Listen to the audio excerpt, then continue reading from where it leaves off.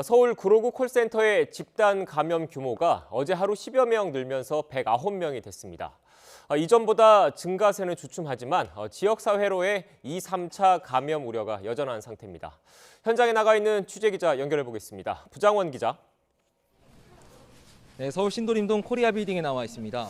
네, 어제도 확진자가 늘었는데 대부분 2차 감염 사례라고요?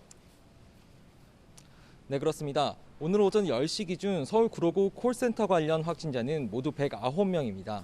지난 8일 첫 확진자가 나온 뒤 하루에 수십 명씩 급증하다가 어제는 10명 정도로 증가세가 주춤한 모습인데요. 하지만 추가 확진자 대부분이 콜센터 직원의 가족이나 지인으로 2차 감염 우려는 여전한 상황입니다. 경기 부천에서는 지난 10일 확진 판정을 받은 구로 콜센터 직원과 접촉한 교회 목사 1명과 신도 3명 등 모두 4명이 확진됐습니다. 서울 중랑구와 강남구에서도 어제 오후 37살 여성과 28살 여성이 각각 확진 판정을 받았는데요. 각각 콜센터 확진자의 부인과 조카로 역시 가족 간 접촉을 통한 2차 감염 사례입니다. 수도권 전역에서 2차 감염이 나온 데에는 확진자들의 동선이 넓다는 점도 한몫했습니다.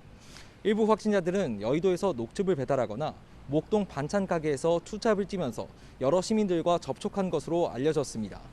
특히 대형 빌딩과 주거단지가 밀집된 지역이어서 추가 감염 가능성이 적지 않은 상황입니다. 11층 콜센터가 아니라 다른 층에서 옮은 사례도 어제 처음 나왔는데요. 각각 9층과 10층에 있던 다른 회사 직원들로 건물 내 감염 확산 우려가 커진 상황입니다. 네, 지금 부장원 기자가 나가 있는 건물 다른 층에서 일하던 콜센터 직원들이 첫 의심 증상자가 나온 뒤에 근무지를 옮겨서 계속 일한 사실도 확인됐죠.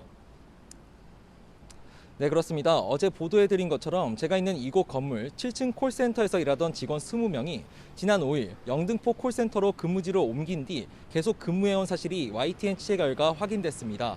이들 가운데 하루 만에 다시 돌아간 1명을 뺀 나머지 직원 19명이 그제 오후 6시까지 정상 근무한 것으로 확인됐는데요. 일부 확진자들이 지난달 말까지 의심 증세가 있었던 점을 볼 때 감염 위험에 계속 노출돼 있었던 겁니다. 영등포구청은 뒤늦게 해당 사무실을 폐쇄하고 직원 전원을 검사했는데 현재까지 13명은 음성 판정을 받았고 나머지 6명은 결과를 기다리고 있습니다.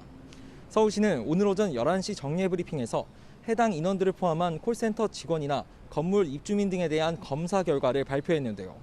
어제까지 전체 대상자 1,091명 가운데 1,027명에 대해 검사를 마쳤다고 밝혔습니다. 특히 오피스텔 주민 200여 명 중에서는 아직 확진 판정을 받은 사람은 나오지 않았습니다. 지금까지 서울 신도림동 코리아 빌딩에서 YTN 부장원입니다.